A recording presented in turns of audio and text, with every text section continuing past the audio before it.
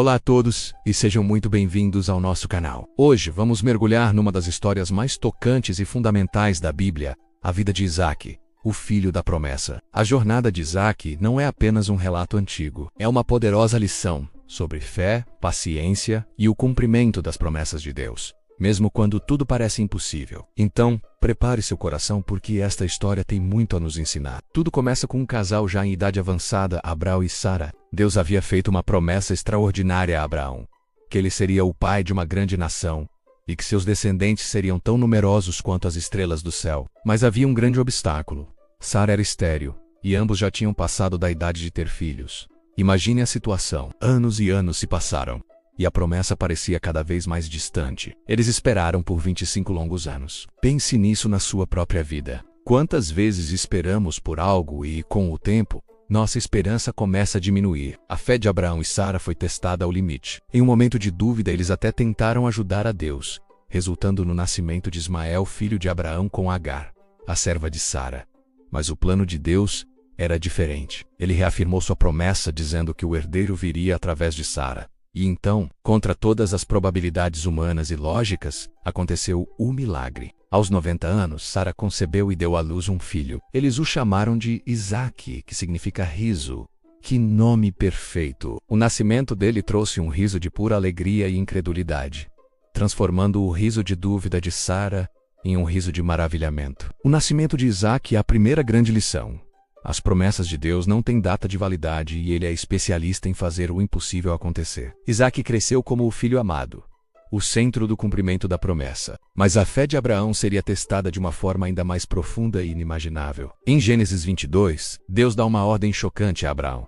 Tome seu filho, seu único filho, Isaac, a quem você ama, e vá para a região de Moriá. Sacrifique-o ali como holocausto num dos montes que eu lhe mostrarei. Consegue imaginar o peso dessas palavras? O filho que ele esperou por décadas, o filho do milagre, agora deveria ser sacrificado. Essa é uma das passagens mais difíceis de ler na Bíblia. Questionamos o porquê de um pedido tão extremo, mas a resposta de Abraão é um exemplo de obediência e confiança absolutas.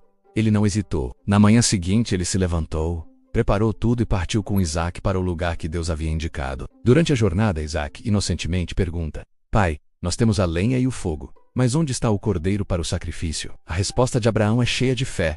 Deus mesmo proverá o cordeiro, meu filho. Abraão acreditava que Deus de alguma forma cumpriria sua promessa, talvez até ressuscitando Isaac dentre os mortos. Ao chegarem ao local, Abraão construiu o altar, amarrou seu filho Isaac e o colocou sobre a lenha. No momento exato em que ele ergueu o cutelo para sacrificar seu filho, um anjo do Senhor o chamou do céu, dizendo para não tocar no rapaz. Naquele momento, Abraão viu um carneiro preso pelos chifres num arbusto. Aquele era o sacrifício que Deus havia providenciado. Abraão chamou aquele lugar de Jeová-Jiré, que significa o Senhor proverá. Este evento não foi apenas um teste para Abraão, mas também uma poderosa prefiguração do sacrifício de Jesus Cristo, o Filho unigênito de Deus, que seria oferecido séculos mais tarde como o Cordeiro de Deus, que tira o pecado do mundo. A história de Isaac no Monte Moriá nos ensina sobre a provisão de Deus e o custo da obediência. A vida de Isaac continua, e outro capítulo importante é a busca por uma esposa para ele. Abraão, já idoso, não queria que seu filho se casasse com uma mulher das terras de Canaã. Ele envia seu servo mais confiável de volta à sua terra natal para encontrar uma esposa para Isaac entre seus parentes. A missão do servo é um belo exemplo de oração e dependência de Deus. Ele ora a Deus por um sinal claro. A moça que ele abordasse no poço e que oferecesse água a ele e também aos seus camelos seria a escolhida.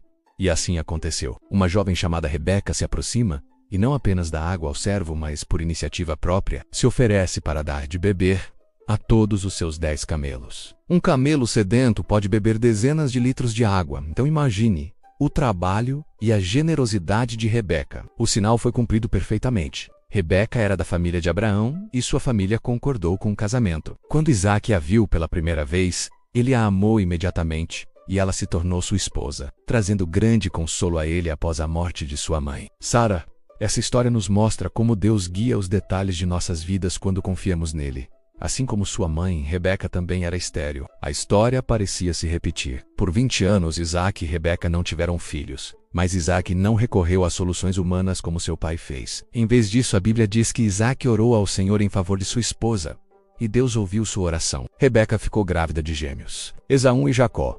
A oração de Isaac nos ensina o poder da intercessão e da paciência em esperar no tempo de Deus. Isaac viveu uma vida relativamente mais tranquila que a de seu pai Abraão e a de seu filho Jacó. Ele não viajou tanto e enfrentou menos conflitos dramáticos, exceto por algumas disputas por poços de água com os filisteus. Em cada disputa, em vez de lutar, Isaac cedia e cavava um novo poço. Eventualmente, ele cavou um poço pelo qual não contenderam e o chamou de Rehobote, que significa espaço amplo, dizendo: agora o Senhor nos deu lugar e prosperaremos na terra. A atitude pacífica de Isaac nos ensina sobre a sabedoria de evitar conflitos desnecessários e confiar que Deus nos dará o nosso espaço amplo para prosperar. No final de sua vida, já idoso e com a visão fraca, Isaac foi enganado por sua esposa Rebeca e seu filho Jacó, que roubou a bênção que pertencia ao primogênito. Esaú.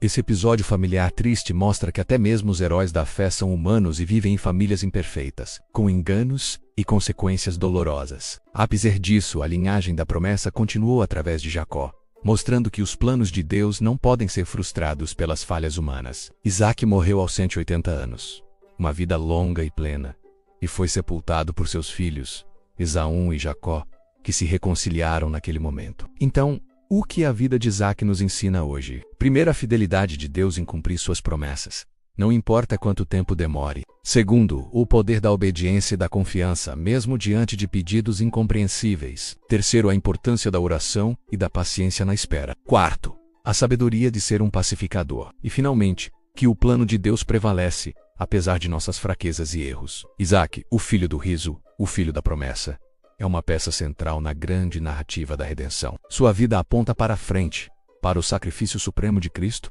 e para a certeza de que Deus sempre proverá. Espero que esta jornada pela vida de Isaac tenha abençoado você. Se essa mensagem tocou seu coração, deixe um comentário abaixo compartilhando o que mais te impactou. E claro, não se esqueça de curtir este vídeo, se inscrever no canal e ativar o sininho para não perder nossos próximos estudos. Muito obrigado por assistir e até a próxima. A mesma prova volta. Rebeca não conseguia engravidar.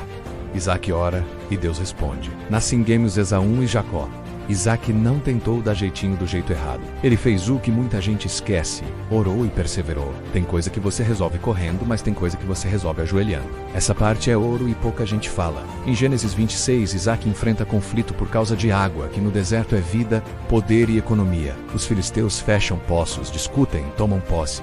Mesmo assim, Isaac prospera. Diante dos conflitos pelos poços, Isaac cava outro e chama de Rehobote, que significa agora o Senhor nos deu espaço. E Deus reafirma sua promessa a ele. A lição de maturidade é que Isaac não vive de briga. Ele não precisa provar nada no grito. Ele cede, recua, cava de novo, até Deus abrir espaço. Hoje tem gente que perde a paz por causa de um comentário, ego ou disputa boba. Isaac nos ensina, a paz vale mais que ganhar uma discussão. Você escolhe suas guerras. O erro de Isaac, favoritismo e a bênção. Agora vem a parte humana e bem real.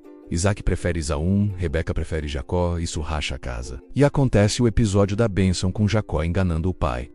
Isaac velho e quase cego. Esaú vai caçar. Jacó entra no lugar.